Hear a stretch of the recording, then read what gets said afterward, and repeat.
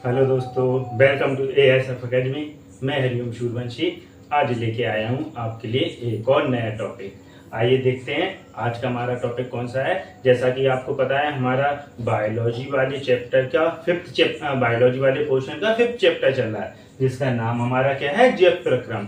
इसमें हमने पिछली वीडियो में कुछ महत्वपूर्ण क्वेश्चन देखे थे। आइए आज हमारा एक और नया टॉपिक देखते हैं, जिसका नाम हमारा होने वाला है पाचन तंत्र। पाचन तंत्र, यह पाचन तंत्र होता क्या है? तो पाचन तंत्र के बारे में हम समझेंगे।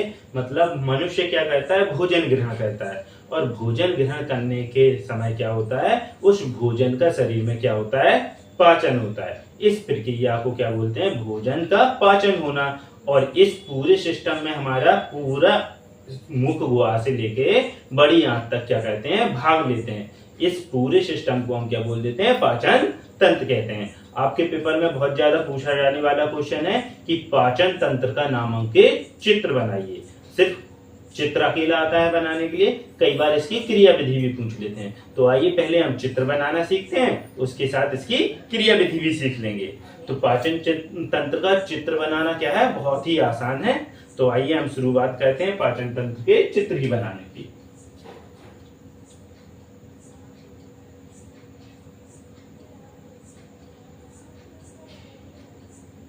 तो ये सबसे शुरुआत हमारा कहाँ से होगा, मुख गुहा से होगा। जरूरी नहीं है हमें किसी मनुष्य के जैसे फेस की बनाने की। अगर आपको आवश्यकता लगे तो हम बना भी सकते हैं, और ना अच्छा लगे तो नहीं बना सकते हैं, क्योंकि हमें सिर्फ किसके बारे में पढ़ना है, पाचन तंत्र के बारे में पढ़ना है कि हमारा पाचन किस प्रकार हो रहा है, ना कि बाहर का चेहरा वगैरह बनाना है। तभी हम देखेंगे, बाद में अगर आवश्यकता लगेगी तो हम बनाएंगे इसे।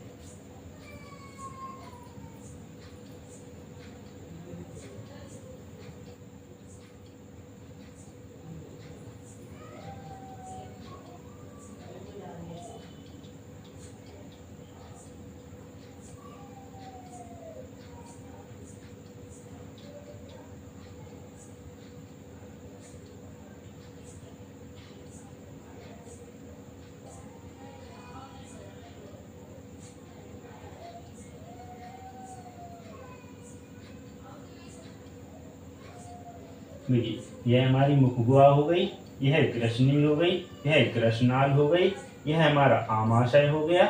आमाशय के बाद यहाँ पर हमारा यकृत बनेगा, यहाँ पर हम अग्नाशय बनाएंगे। यह अभी हम क्या बना रहे हैं, अपनी बड़ी आंत।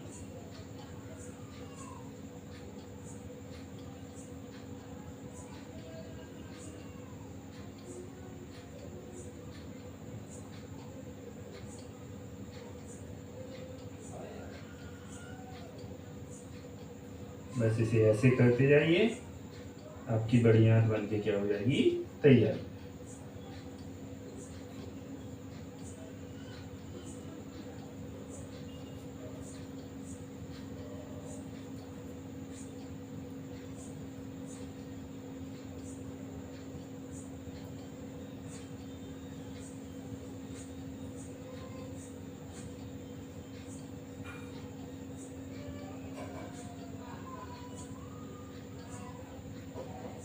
ठीक है, इतना हमारा बन के तैयार हो गया।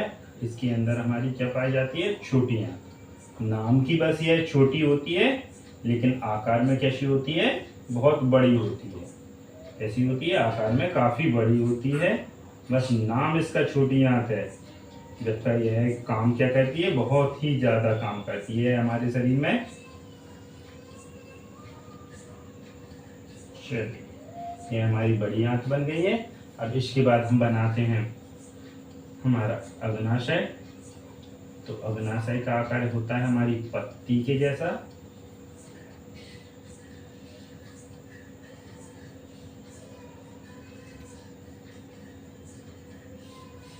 यह हमारा अग्नाशय बन के तैयार हो गया।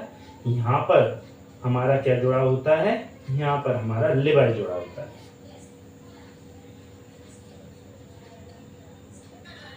ये हमारा लीवर बन गया, और लीवर के ऊपर हमारा क्या पाया जाता है, हमारा पित्ताशय, जिसे हम क्या बोलते हैं, गॉल ब्लैडर बोलते हैं। यह हमारा पित्ताशय बन के तैयार हो गया। लगभग हमारी पाचन तंत्र की क्या है, संपूर्ण अंग बन के तैयार हो गए। हमारा बेसिकली पाचन तंत्र में होता क्या है, हमारा पाचन मुख गुहा से स्टार्ट हो जाता है। कहाँ से? मुख गुहा से स्टार्ट हो जाता है। मुख गुहा में भोजन, उसके बाद हमारा ग्रसनी में जाता है, ग्रसनी में, और ग्रसनी के बाद हमारा ग्रासनाल में, ग्रासनाल में, ग्रासनाल के बाद भोजन जाता है हमारा आमाशय में, आमाशय के बाद हमारा भोजन जाता है छोटी आंत में, छोटी आंत में, और छोटी आंत के बाद हमारा भोजन जाता है बड़ी आंत में, और बड़ी आंत से यह फिर हमारा क्या है, बाहर निकल जाता है। मतलब हमारा पाचन की क्रिया हमारे कहाँ, मुंह से स्टार्ट हो जाती है। मतलब मुख गुहा से हमारी पाचन की क्रिया स्टार्ट हो जाती है। उसके बाद भोजन हमारा ग्रसनली में, ग्रसनी में, ग्रसनी के बाद ग्रासनाल में, ग्रासनाल के बाद आमाशय में, आमाशय के बाद छोटी आंत में, और छोटी आंत के बाद बड़ी आंत में, और बड़ी आंत में हमारे भोजन का पूर्ण पाचन हो जाता है। बल्कि भोजन का पाचन तो हमारी छोटी आंत में खत्म हो जाता है। बड़ी आंत में सिर्फ क्या होता है, भोजन के पाचन के बाद जो पदार्थ बचते हैं उनमें जो जल की मात्रा होती है उसका अवशोषण हमारा कहाँ हो जाता है, बड़ी आंत में हो जाता है। आइए अब इसका हम थोड़ा सा नामकरण कर लेते हैं। अगर आपको लगे तो आप इसके ऊपर मुंह वगैरह अगर आपको सही लगे तो आप बना सकते हैं।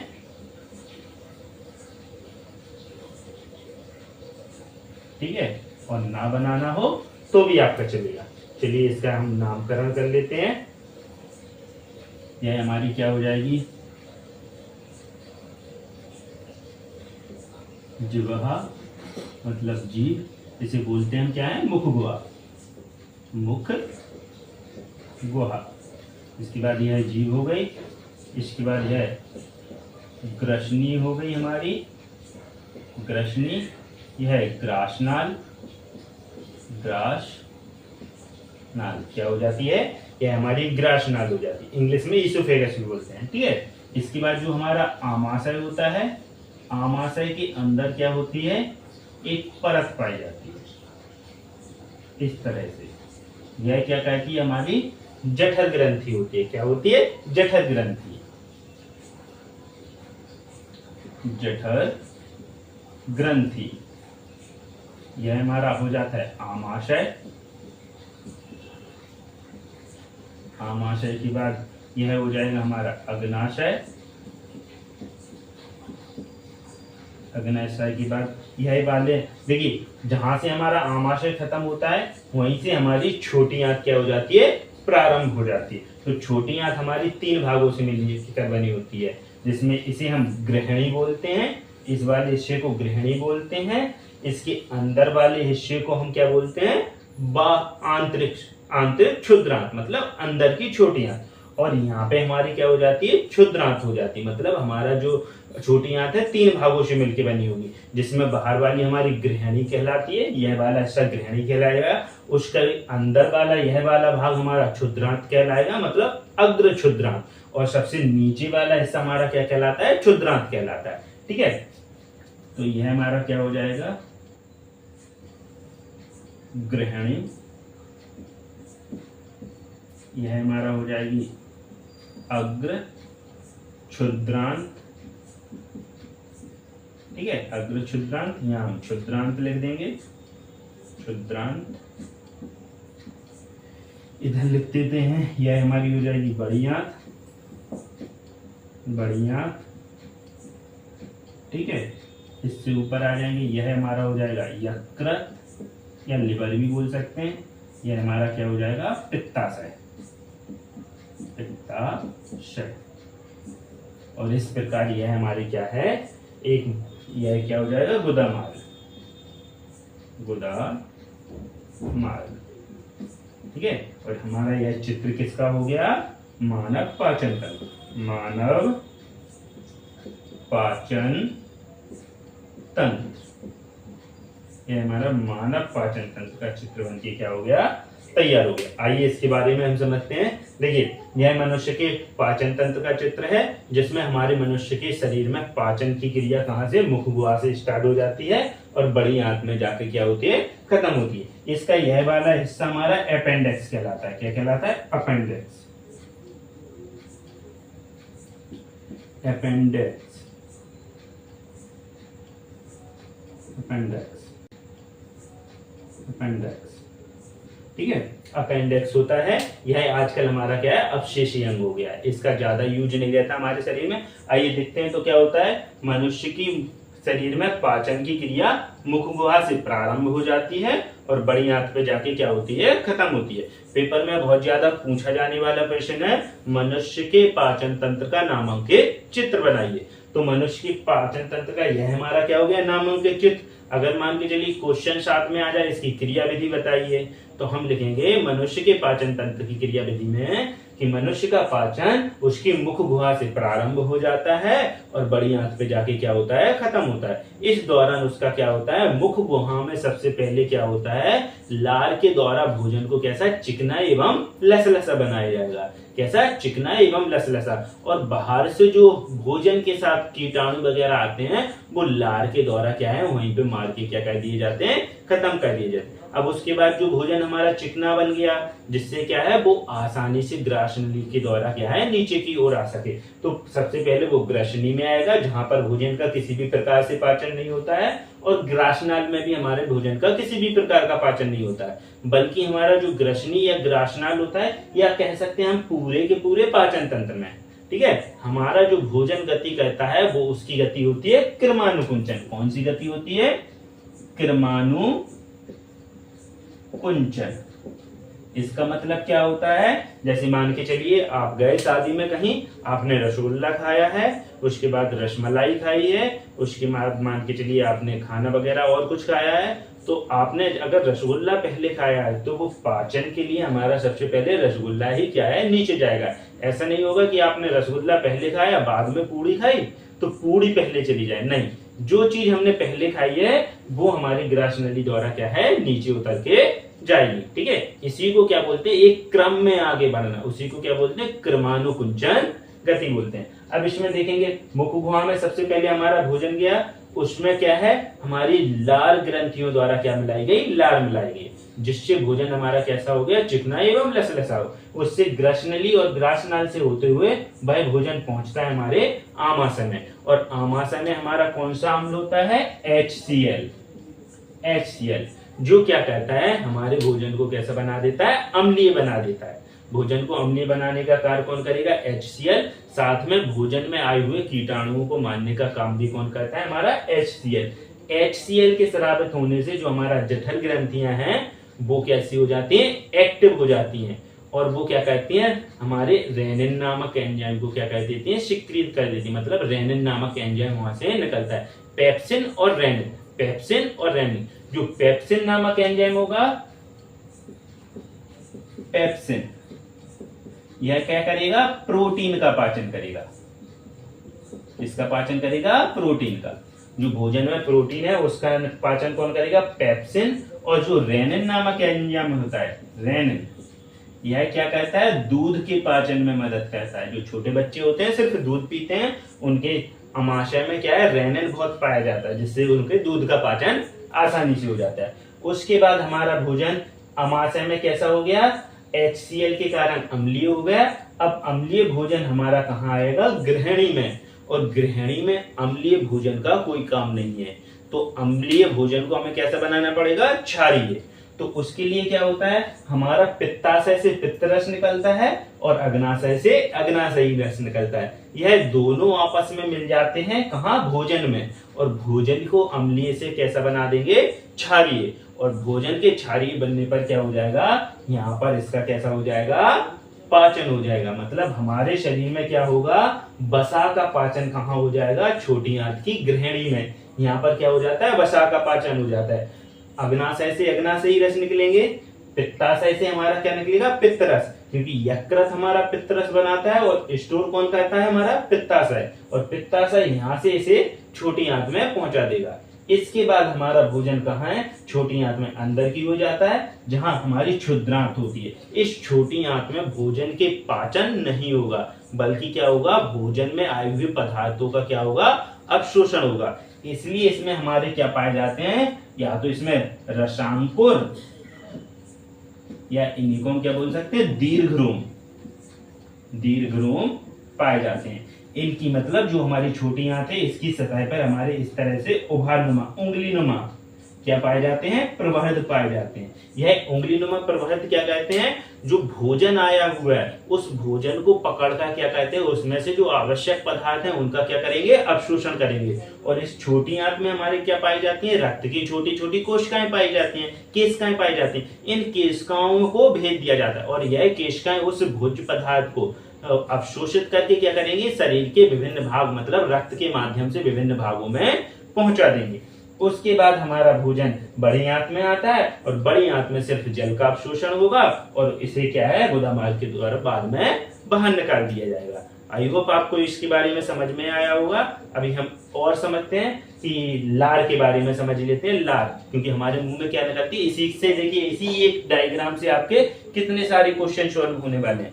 सबसे पहले हम लार के बारे में समझते हैं कि मुंह में हमारा क्या है, जीभ के साथ साथ क्या होती है, लार ग्रंथियां भी होती हैं जो क्या कहती हैं, लार निकालती हैं। तो आपका क्वेश्चन आता है लार का क्या कारण है, तो लार क्या कहती है, हमारे भोजन को चिकना एवं लसलसा बनाएगी। क्या करेगी, चिकना एवं लसलसा बनाएगी। साथ में लार में क्या करेगी, जो हमारे भोजन में आए हुए कीटाणु हैं उन्हें मारने का क्या करेगी, काम करेगी। उसके अलावा लार में हमारा क्या होता है, टाइलिन नामक एंजाइम। कौन सा, टाइलिन नामक एंजाइम, टाइलिन नामक एंजाइम। यह टाइलिन नामक एंजाइम क्या करेगा, भोजन में आए हुए कीटाणु को मारने का काम तो करेगा ही, साथ में भोजन में जो बसा होता है या कार्बोहाइड्रेट होता है उसके पाचन यहीं पे प्रारंभ कर देता है। तो हमारा जो बसा या स्टार्च होगा उसका लगभग 30% मतलब 30% पाचन लार में इसके द्वारा कर दिया जाएगा। ठीक है, उसके बाद भोजन हमारा आगे बढ़ेगा। ऐसे ही अगर आपके पास एक क्वेश्चन आता है, पेपर में बहुत ज्यादा क्वेश्चन पूछा जाता है कि बसा का पाचन हमारे शरीर में कहाँ होता है, इस प्रक्रम को समझाइए। आपकी किताब का क्वेश्चन है, बसा हमारे शरीर में बसा का पाचन कहाँ होता है, इस प्रक्रम को समझाइए। तो आइए इसके बारे में पढ़ते हैं कि हमारे शरीर में जो बसा का पाचन होगा कहाँ पर होगा, छोटी आंत की इस गृहिणी वाले भाग में, इस वाले भाग में क्या होगा, बसा का पाचन होगा। बसा का पाचन कैसे होगा, जो गृहिणी वाला भाग है यहाँ पे क्या आएगा, आमाशय से अम्लीय भोजन आएगा। आमाशय से अम्लीय भोजन आएगा तो उससे क्या है, यकृत द्वारा क्या है, इसके पास जो पित्ताशय है, पित्ताशय से पित्त रस निकलेगा और अग्नाशय से अग्नाशयी रस निकलकर, अग्नाशय से कौन सा, अग्नाशयी रस निकलकर क्या करेगा, उसका पाचन कर देगा। मतलब बसा के पूर्ण पाचन को संपन्न कर देगा। और छोटी आंत में हमारा क्या हो जाएगा, छोटी आंत की गृहिणी में हमारा क्या हो जाता है, बसा का पूर्ण पाचन हो जाता है। एक बार फिर से रिपीट करते हैं, आप लोग फिर से सुनना कि क्या है, आमाशय से आए हुए अम्लीय भोजन को अग्नाशय से निकलने वाला अग्नाशयी रस और पित्ताशय से निकलने वाला पित्त रस दोनों मिलके भोजन को कैसा कर देंगे, हमारे क्षारीय बना देंगे, जिससे उस भोजन का क्या है, आसानी से पाचन हो जाता है और हमारे गृहिणी में क्या हो जाएगा, बसा का पूर्ण पाचन हो जाए। एक और क्वेश्चन इसी से संबंधित बनता है कि पचे हुए भोजन को मतलब हमारे शरीर में पचे हुए भोजन को अभिकल्पित करने के लिए, मतलब उसे अवशोषित करने के लिए क्षुद्रांत किस प्रकार अभिकल्पित होती है, मतलब क्षुद्रांत की किस प्रकार कार्य करेगी। तो पचे हुए भोजन को अभिकल्पित करने के लिए हमारी जो क्षुद्रांत है, अभी हमने बताया था, उसमें क्या पाए जाएंगे, रसांकुर या दीर्घरोम पाए जाते हैं। यह क्या कहते हैं, उंगलीनुमा प्रवर्ध होते हैं, जो पचे हुए भोजन से क्या कहते हैं, आवश्यक पदार्थों को अवशोषित कर रक्त के में पहुंचा देते हैं। मतलब जो हमारी छोटी आंत होगी उसमें क्या है, रक्त केशिकाओं का जाल पाया जाता है, बहुत अधिक संख्या में रक्त केशिकाएं पाई जाती हैं, जो क्या कहती हैं, इस पचे हुए भोजन को कैसे, दीर्घरोम की सहायता से या रसांकुर की सहायता से, वो रसांकुर क्या करेंगे, उसके लिए अवशोषण के लिए क्या करेंगे, सतह का क्षेत्रफल बढ़ा देंगे। मतलब उंगलियां, हमारी उंगलियां होती हैं, ऐसे प्रवर्ध पाए जाएंगे, उभार वो क्या करेंगे, सतह का क्षेत्रफल बढ़ा देंगे, और सतह का क्षेत्रफल बढ़ने से क्या होगा, उनके द्वारा अपशोषण आसानी से हो जाएगा, और जब अपशोषण आसानी से हो जाएगा तो वो हमारे क्या है, अपशोषित पदार्थ को इन केशिकाओं के माध्यम से शरीर के विभिन्न भागों में या रक्त में पहुंचा दिया जाता है, और इस प्रकार हमारा क्या है, छोटी आंत में पाचन की क्रिया भी क्या हो जाती है, संपन्न हो जाती है। आई होप आपको यह क्वेश्चन समझ में आया होगा। अगर इससे संबंधित आपका कोई भी डाउट्स है तो आप अगली क्लास में हमें कमेंट, मतलब इसी क्लास में आप हमें कमेंट कर देना, तो अगली क्लास में हम आपके डाउट्स क्लियर कर देंगे। ठीक है, इससे आपके 3 क्वेश्चन बन रहे हैं कि पाचन तंत्र का नामांकित चित्र बनाते हुए इसकी क्रिया विधि समझाइए, हमारे शरीर में वसा का पाचन कहाँ होता है इस प्रक्रम को समझाइए, और वसा हमारे शरीर में क्षुद्रांत मतलब पाचन के लिए क्षुद्रांत किस प्रकार अभिकल्पित होती है इसे समझाइए। ठीक है, मिलते हैं नेक्स्ट क्लास में, तब तक के लिए नमस्कार।